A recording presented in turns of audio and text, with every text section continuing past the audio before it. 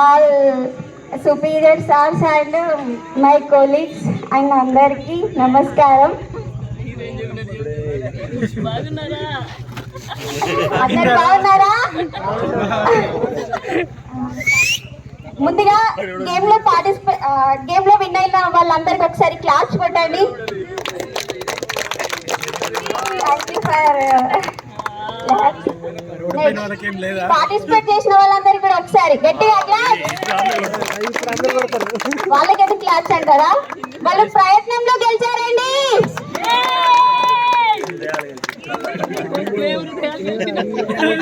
ప్రయత్నం అనే తలుపు తెరవాలి, గెలుపు అనే పిలుపు రావాలంటే ప్రయత్నం అనే తలుపు తెరవాలి, గెలుపు అనే పిలుపు రావాలంటే ఓకే. ఒక చిన్న కామెడీ.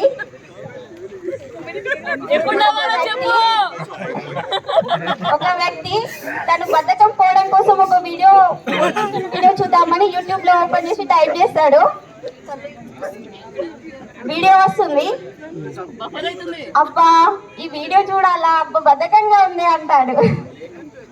అర్థం కాలేదా? ఈ వీడియో చూడడానికి కూడా బద్ధకంగానే ఉన్నాడు. ఓకే, స్టోరీ స్టార్ట్ చేస్తున్నాను. ఒక పూర్ ఫ్యామిలీలో ఒక అబ్బాయి పుడతాడు. పుట్టినప్పుడే తను శారీరక వైకల్యంతో, అంటే ఒక హ్యాండ్ ఉండదు తనకి. వాళ్ళ పేరెంట్స్ చాలా బాగా ఫీల్ అవుతారు. అంటే ఒక అబ్బాయి తన పని కూడా తను చేసుకోలేడు సొంతగా, అంటే ఒకరి హెల్ప్ చేసుకోవాల్సి వస్తుంది కదా. చాలా బాధపడతారు.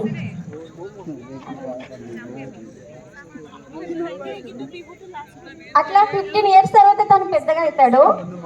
ఒకరోజు వాళ్ళ మమ్మీతో కలిసి బయటకు వెళ్తుంటే అక్కడ కుంపు పోటీలు జరుగుతాయి.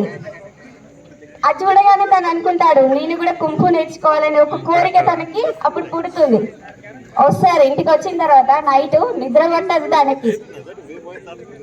అమ్మ నేను కుంపు నేర్చుకుంటానమ్మా అంటాడు. అప్పుడు వాళ్ళ అమ్మ అంటుంది, సరేరా నేర్చుకుందిలే, పొద్దున చూద్దాం, పడుకో అంటుంది. ఓకే, పడుకుంటాడు. మార్నింగ్ లేచిన తర్వాత వాళ్ళ డాడీ దగ్గరికి వెళ్ళి, నానా నేను కుంపు నేర్చుకుంటా నాన్న అంటాడు. అప్పుడు వాళ్ళ నాన్న చిరాగ్గా ఉంటాడు. ఒక్క చేయి వేసుకొని, నీకెందుకు ఇవన్నీ, నీ బతుకు నీ తలరాత, నువ్వు పుట్టినప్పుడే ఆ దేవుడు రాశాడు, ఇంట్లో ఉండు, బయటకు వెళ్ళి సాధించి ఏం చేసేది లేదు అంటాడు. అప్పుడు వాళ్ళ మమ్మీ, అరే వాడు అడుగుతున్నాడు కదా, నేర్పించవచ్చు కదా అని చెప్పేసి రిక్వెస్ట్ చేస్తుంది. కాకపోతే వాళ్ళ డాడీ వాడికి ఉన్నదే ఒక్క చెయ్యి, కనీసం తన గుండెల్లో తను పెట్టుకోలేని సిచ్యువేషన్ లో ఉన్నాడు. ఇప్పుడు కుంపు పోటీలో పాల్గొంటే రెండో చెయ్యి కూడా విరగొట్టుకుంటాడు. అవసరమా అని చెప్పేసి వాళ్ళ తండ్రి అంటాడు. వాళ్ళ అమ్మ నాన్న బయటకు వెళ్తారు పని మీద. అప్పుడు వాళ్ళ కొడుకు ఇదే కుంపు నేర్చుకోవాలి ఇదే ఆలోచనలో ఉంటాడు. మా నాన్న ఒప్పుకోవడం సాధ్యం కాదులే అని చెప్పేసి ఇంటి నుండి బయటకు వెళ్ళిపోతాడు. వెళ్తుంటే కుంపు సెంటర్ కి వెళ్ళిన తర్వాత ఆ గురువు దగ్గరికి వెళ్ళి, గురువు గారు నాకు కుంపు పోటీ నేర్పించండి, కుంపులో పాల్గొంటాను సార్, నాకు నేర్పించండి అంటే గురువు గారు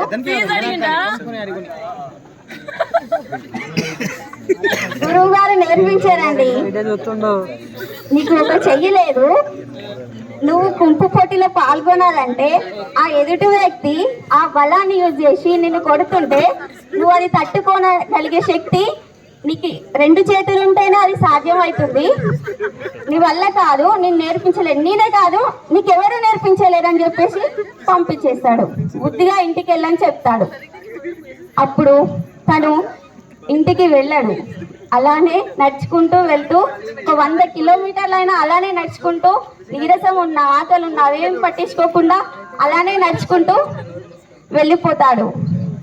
అప్పుడు ఒక గురువు గారు ఈ శిష్యుణ్ణి గమనించి, అరే చాలా నీరసంగా ఉన్నాడే, పట్టుదలతో కూడా ఉన్నాడు అని చెప్పేసి దగ్గరికి చేర్చుకొని, నువ్వు ముందు భోజనం చెయ్యి అని చెప్పేసి అని అంటే, లేదు గురుగారు నేను కుంపు పోటీ నేర్చుకోవాలి, కుంపులో పాల్గొనాలి, నాకు ఆకలి వేయటం లేదు అని అంటాడు. అప్పుడు ఆ గురువు గారు, అరే నువ్వు మొండిగా ప్రవర్తిస్తున్నావేంటి అని చెప్పేసి ఒక్కటే పంచు నేర్పిస్తారండి గురువు గారు. ఈ పంచు నువ్వు ఎన్నిసార్లు ప్రాక్టీస్ చేస్తే అన్నిసార్లు చేసి నీకు ఎప్పుడు ఆకలి అయితే అప్పుడు తినేసే అని చెప్తాడు. అప్పుడు ఆ శిష్యుడు ఆ ఒక్క పంచునే చాలా టైమ్స్ ప్రయత్నిస్తూ ఉంటాడు. ఎంతవరకు అంటే కన్ను తిరిగి పడిపోయేంత వరకు కూడా, స్పృహ లేకుండా ఉండేంత వరకు కూడా తను అలాగే ప్రాక్టీస్ చేస్తూనే ఉంటాడు. అప్పుడు వాళ్ళు వచ్చి తనకి లేపి నీళ్ళు తాగిపించి భోజనం తినిపించి, మళ్ళీ మార్నింగ్ యథావిధిగా తను అలానే, గురుగారు నేను సిద్ధంగా ఉన్నాను, నాకు కుంపు మళ్ళీ ఇంకొక పంచి నేర్పించండి అని చెప్తాడు. అప్పుడు మాస్టారు, లేదు నీకు నిన్న ఏదైతే పంచి నేర్పించానో నువ్వు అదే ప్రాక్టీస్ చేయి మళ్ళీ అని చెప్తాడు. నెక్స్ట్ డే కూడా రిపీటెడ్ గా అదే పంచి ప్రాక్టీస్ చేయని చెప్తాడు. అలా 6 నెలలు కూడా గడుస్తాయి.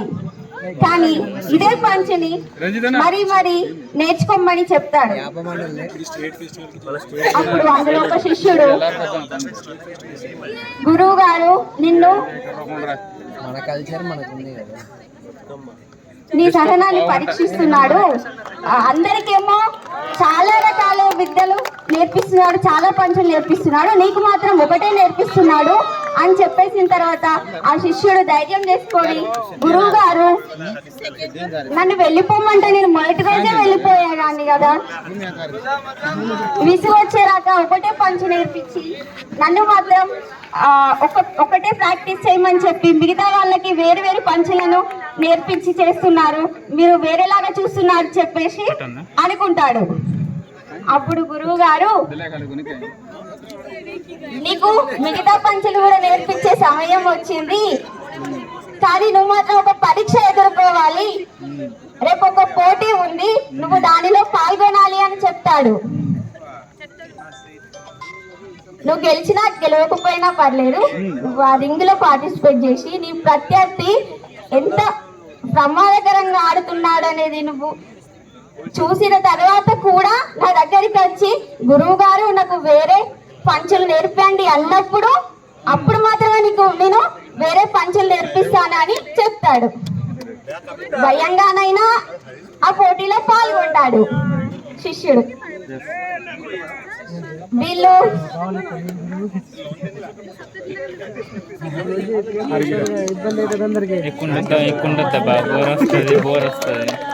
బెల్లు మోగుతుందండి, పోటీ స్టార్ట్ అవుతుంది, గుండెలో దడదడ.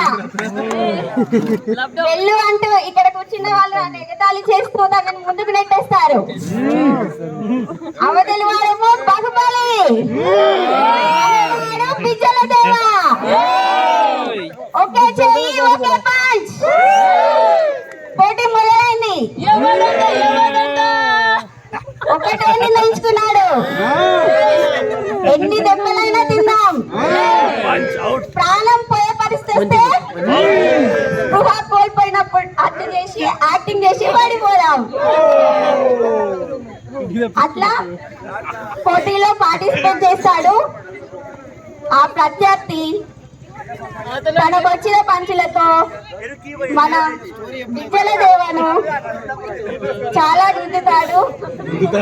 మన విద్యల దేవకు వచ్చింది ఒకటే పంచ్. తన దెబ్బకి మన విద్యల దేవ ఒక కన్ను పోతుంది.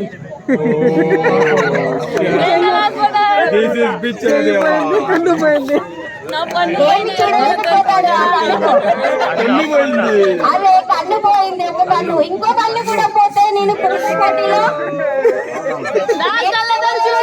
అనుకుంటాడు. తనపై వృత్తిలో వస్తున్న ప్రత్యర్థిపై కోపం వస్తుంది. తన శక్తినంతా కూడబెట్టుకొని ఓ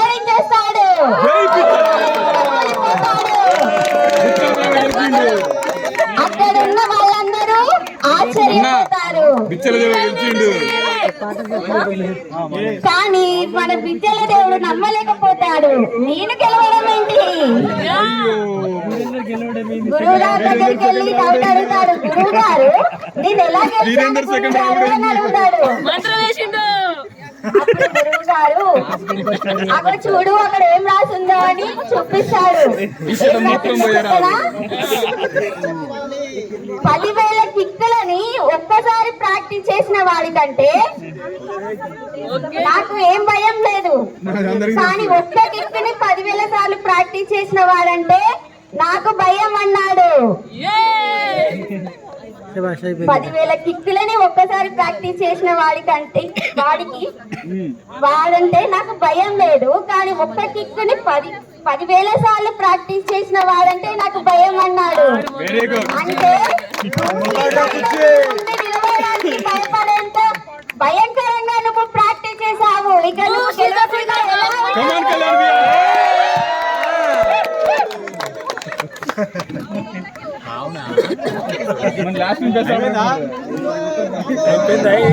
వెరీ గుడ్ పంచు నువ్వు గత 6 నెలలుగా ప్రాక్టీస్ చేస్తున్నావు. పంచు నీకంటే నీ అంత వేగంగా నీ అంత బలంగా నీకంటే గొప్పగా వేరే వాడు ఎవ్వరు విసరలేడు.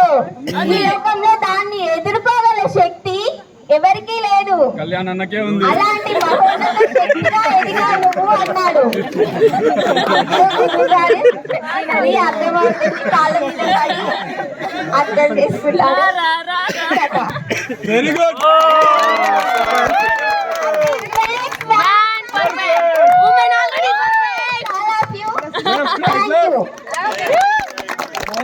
ఏమన్నా తప్పులుంటే క్షమించండి. Thank you. చాలా ఉన్నాయి.